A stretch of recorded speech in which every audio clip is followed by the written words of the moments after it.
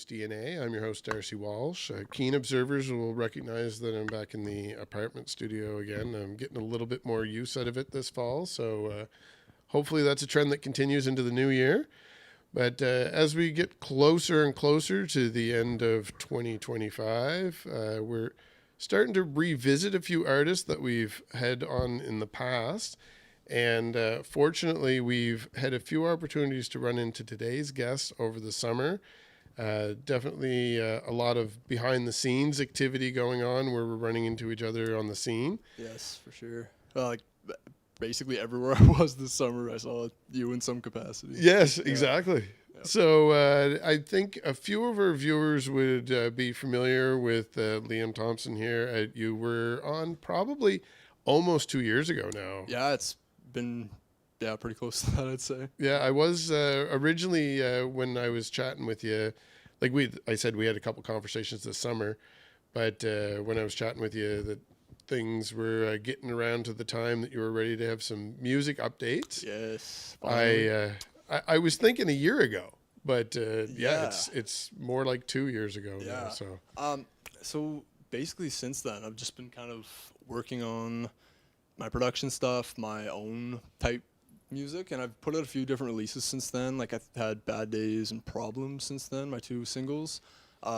And now I'm kind of focused on switching genres a little bit. So where I was going for like R&B type stuff or punk more so before, now I'm more going into the punk stuff. So it's like heavier, like a lot of inspiration from Our Lady Peace and like Abra, Leavine and stuff like that.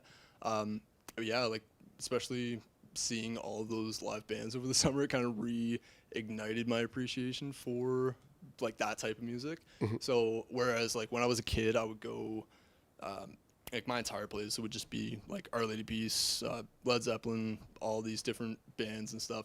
And then when I turned like 13, 14, it kind of started to move a little into the softer stuff, and like I would listen to like Frank Ocean, Daniel Caesar's Canadian one, like lots of R&B centered artists. And then at first I thought you were just looking around the apartment and reading off some of my CDs. Oh no. But then you started to deviate in a different direction than what I have here.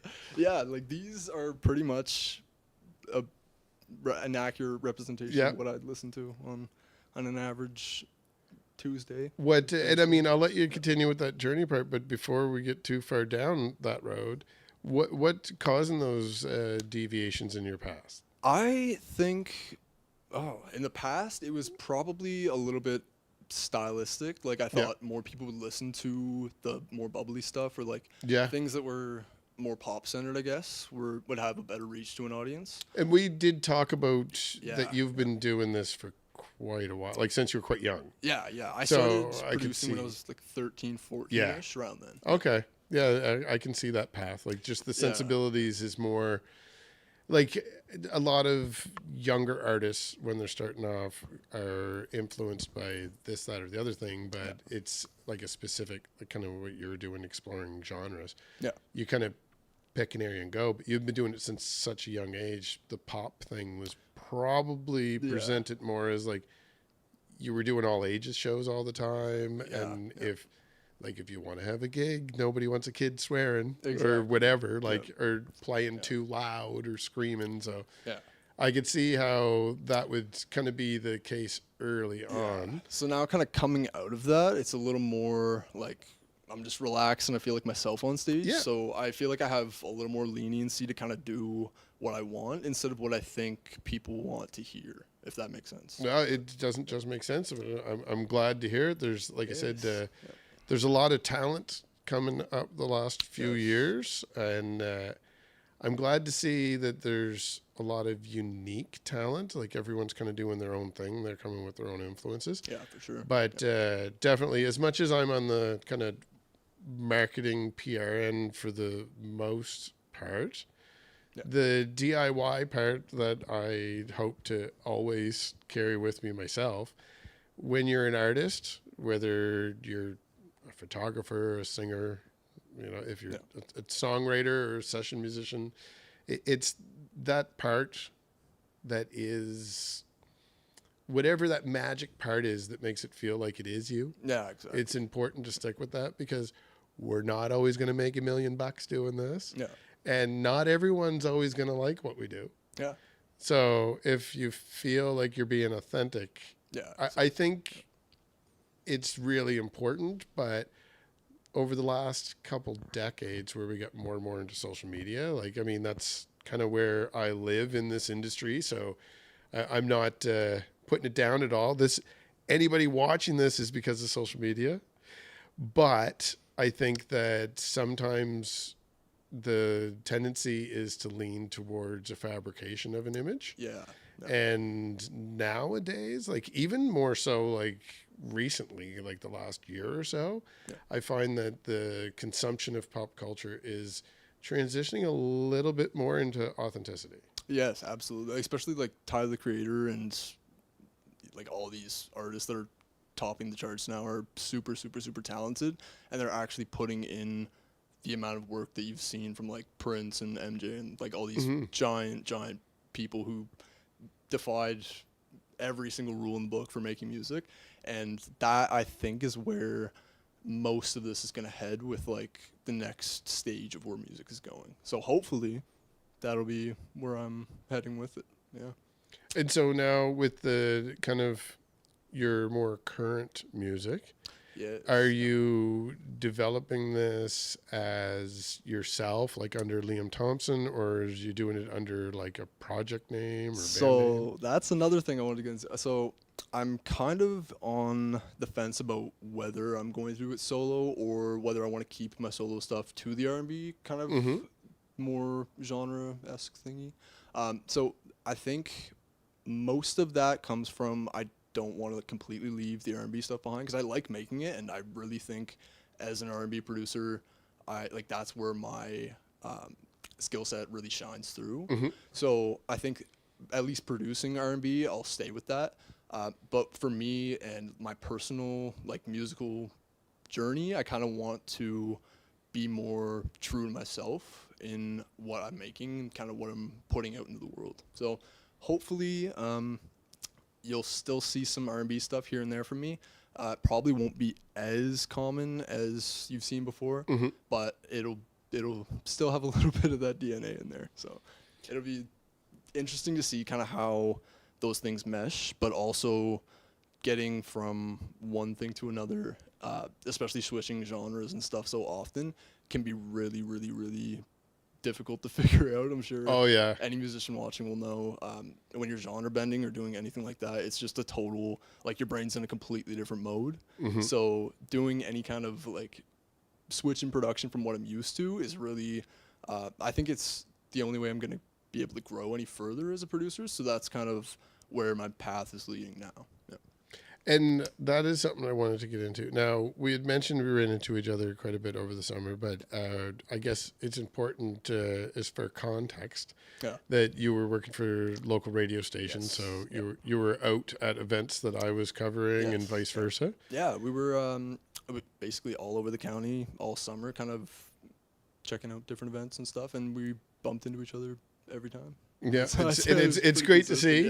And we had already been familiar with each other, so it's always nice to see familiar faces out there when doing that type of thing too. Yes, absolutely. A lot of times we end up in very small groups when we're actually on the scene or even solo. So always great to see familiar faces. Yes. Now, for yourself, I do know that like when we talked to you before, we were talking about you kind of like finishing school and transitioning into what you wanted to do next. And then same kind of thing when I was running into you and you're working with the radio station, we're going to talk about future plans. I do know that in between there for Art at Night, which usually the Glasgow Art at Night happens to land on the same weekend as the East Coast Music Awards. So the last couple of years, I haven't been in Glasgow. This year, they moved the dates for ECMAs, so hopefully they're not at the same time. Fingers crossed. Wait and see. I'm sure some of the people watching this are involved with the planning for Art at Night in Glasgow, so just do a quick Google search and make sure that you don't have it on the same weekend. Keep it where you had it.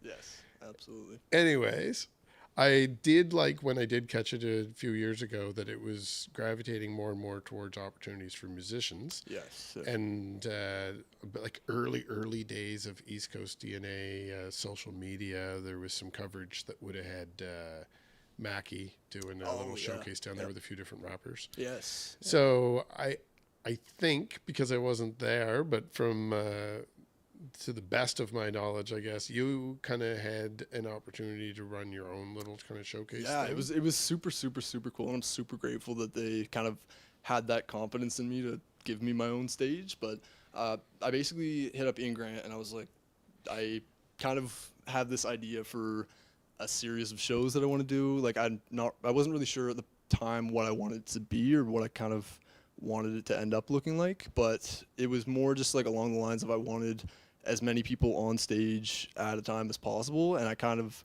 I wanted it to center around like freestyle stuff, so you're coming up with everything on the fly, and that's another thing that I'm kind of in the process of working with right now. I have a few artists that I've been working with for a little bit that are insanely talented freestylers, and very excited to produce their albums, hopefully. Well, and that seems to be a common thread then with our conversations too, is that you keep leaning back into the production side of things as well. Yes, my dream is to just write music all day, every day, for my whole life. Like if I could sit down at my desk and just play guitar for 4 hours and come up with like 10 songs, that'd be the dream. Yep. I mean, there's people out there that do, and there's actually people that have been on this podcast that's their career. Yeah. So I mean, there's definitely inspiration out there, and maybe if you dig back and find some of those, there might be a couple little tips in there for you too. So when we're done recording, I'll give you a couple names to go back and look for, see if you caught those ones or not. But to that end too, I'm wondering what's next for Liam. Like you're kind of looking at ambitions of putting together somewhat of a band that may or may not have a band name. It may or may. I don't know if I can say it on the podcast, but it does have a working title. Right now. Let's save it for a nice little press release when you get everything good together. We'll collaborate. I mean more along the lines of I don't know if you want me to say it on the podcast. Oh yeah, no, you go ahead and say it. Okay, no censorship here. Oh sweet. So the name of the project as it stands is Burlap Jockstrap. Yeah. Because I mean that's the sound that we're going for. That's the vibe we're going for. So Burlap Jockstrap is itchy and gritty, and you don't want one, but you do want Burlap Jockstrap at your event. So if that ends up being our band name, come hit us up, and we will play a show for you. That's amazing. Definitely keep me up to date with that project as well, so that we can let our viewers know that there's stuff out there for them to go listen to. And outside of that specific project, like, do you have current projects on the go, like that lean in the production end, or I know that you've kind of been leaning towards maybe making it is your own little type. I don't know if business is the right word. I throw more around like the a word label type thing. Yeah, like it's kind of a personal project just to release my own stuff, but I also do eventually want to branch out and produce some stuff for some other people. So, like multimedia, anything basically. Like, I have a studio, I produce, I do like all kinds of visual stuff, I edit videos, I do graphics and all that kind of stuff. So basically what I want to do for other people is kind of what I'm already doing for myself. So just kind of building that out and being able to work with different artists on their projects and bringing life to them in the way that I know I can would be really sick, and that's kind of where I'm hoping to go next with this. And now, if there's anyone that's listening to this, because I do know that the demographic of people listening to this tends to be like heavy on the artist side. Yeah.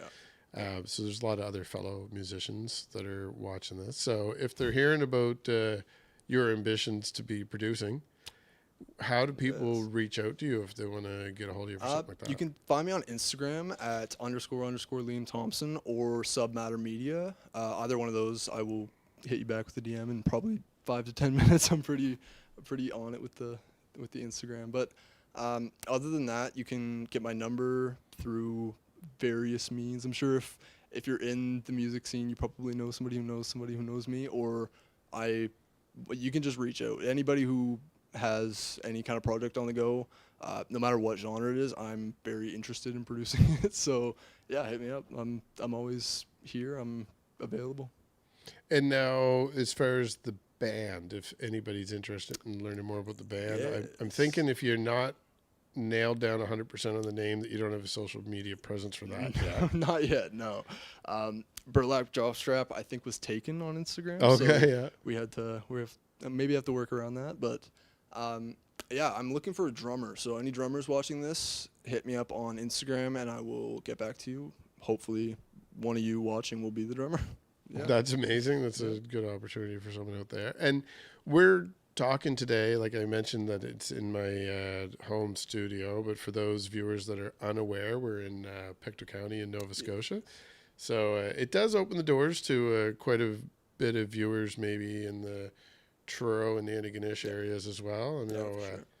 definitely there's musicians here that play with people in Halifax and vice versa. So there's a large geographic region here on top of having a lot of musicians, but it's definitely possible to make those things work, especially with all the technology we have going today. Yeah.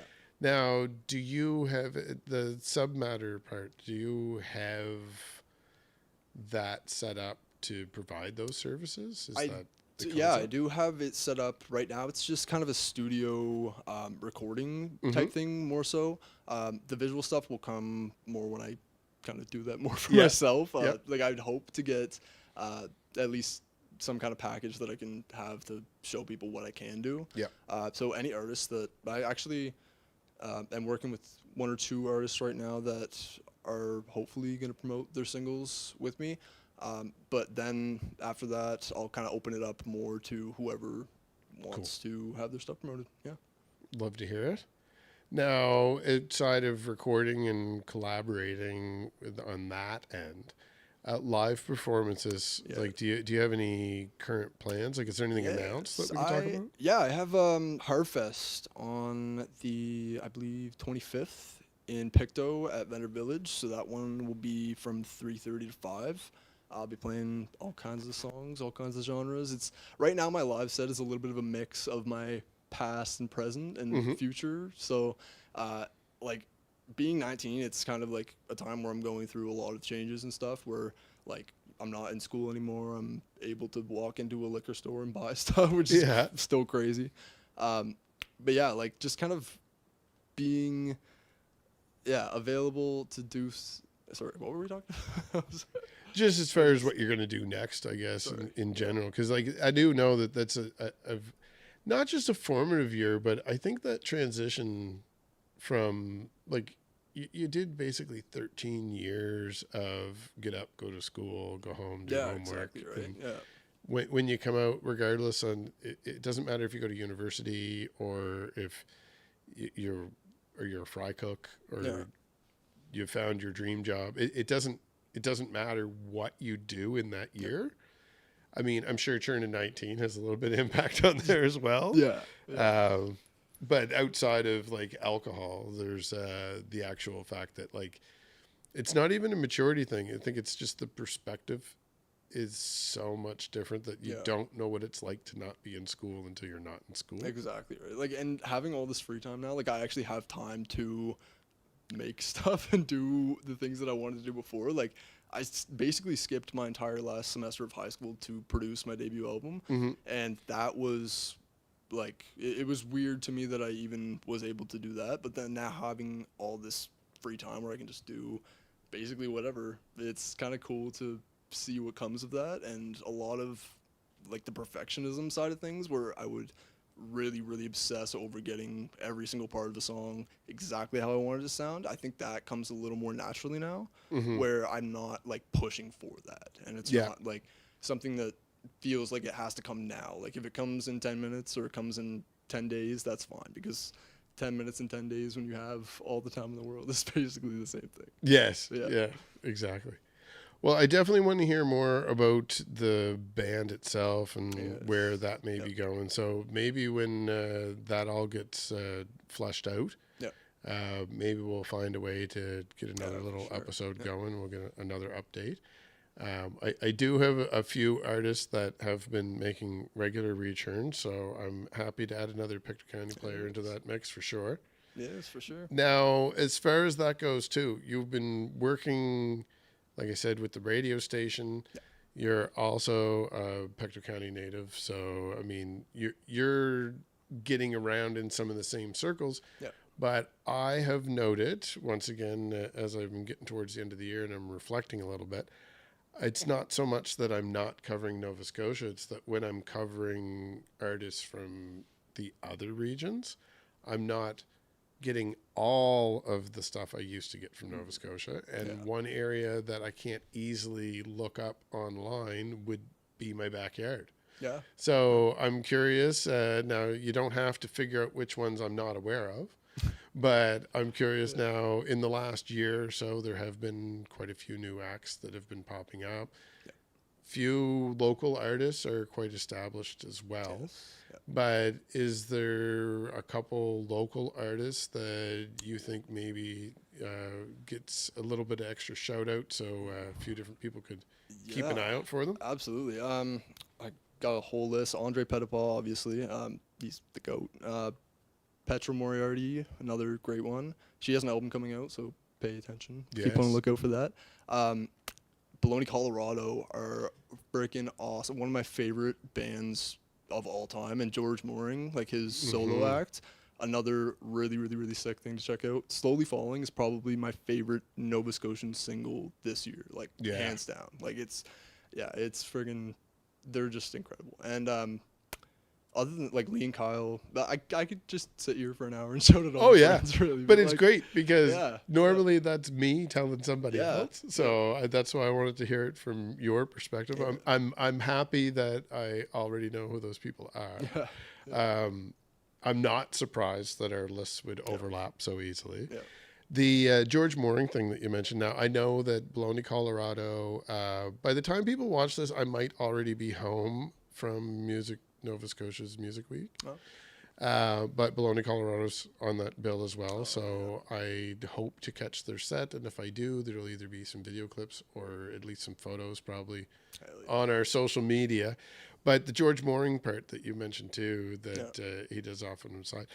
I actually have an episode from early in this year. I was just fortunate enough. It was like February or something. Like it was the dead of winter. Yeah.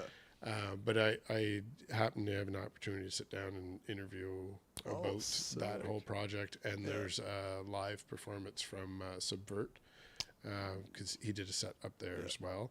So definitely that's something for people to go back and check out. I'll be going back checking that out. Yeah, well, I remember that there was some good video of the performance as well with that. So for people that are fans of Bologna, Colorado, definitely go check that out if you're not familiar with the project.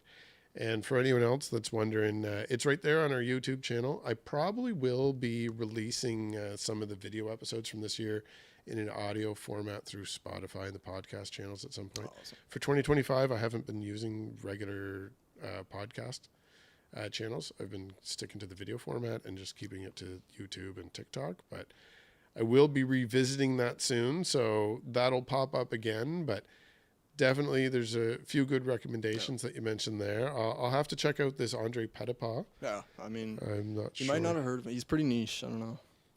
I might, if I go back, it could be one of the artists that I interviewed and I just forgot about them. Yeah, you kind of got to look for him, but once you find him, he's a hidden gem for sure. There you go. And for yourself, I hope to have you popping back up, as I mentioned. Yes. But when we're done recording, we should spend a couple minutes chatting here about a couple potential collaborations in the near future. Absolutely, yeah. And I'm also wondering now, typically when we interview a lot of the artists, not all of them, it's been changing a lot, but we're usually promoting like a single or a new album or something, and the people are hungry to throw a song sample in there at the end. Yes. Now, I do know that you have a diverse history of music yourself, but I don't know, do you have anything recorded that we could throw in here for sampling? I do. I have a new single coming out November 14th called Poison, and that's kind of my punk forte right now. Like that's kind of my first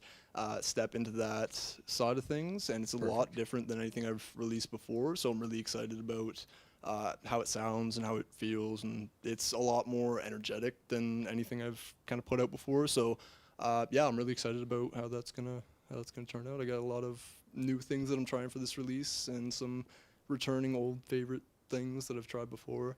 But yeah, it's going to be pretty sick. And November 19th, you say it's released? 14th. Yep.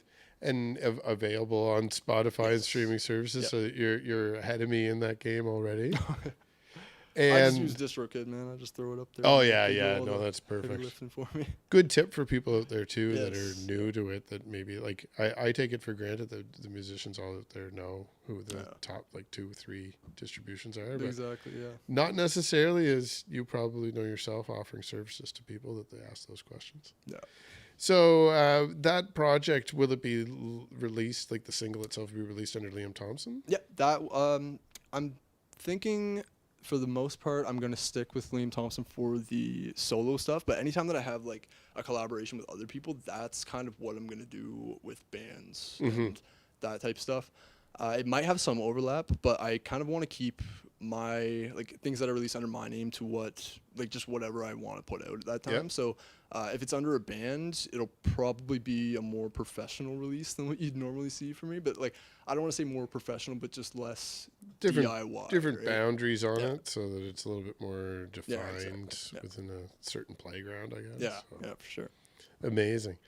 So, we'll play off with a sampling of that for people, and they can look for that popping up on streaming services soon. For anyone that's not already subscribed to East Coast DNA, definitely appreciate all the follows. Instagram is definitely the one that has the most traction, but these videos are on YouTube. If you could subscribe to YouTube, it'd be really helpful. It is an archive of all the interviews that we've done, despite being on different forums. Everything eventually ends up on the YouTube channel, so it is a nice master database of all of these. So the more that people subscribe, the more encouraging it is for me to maintain that, and maybe someday down the road we'll hit that right algorithm where it becomes profitable, and that actually doesn't go to my pocket. For all these artists that are using those distribution services, there's copyrights that fall into that, and they will actually get paid for their music being played. So I would like to get to that point that people want me to play their music so that they get a couple bucks at the end of the year. So hit subscribe. You're there right now, just wherever that button is. And we'll have Liam back in the very near future. So once again, thank you for your time. Thank you for having me. And we'll end with a little musical taste.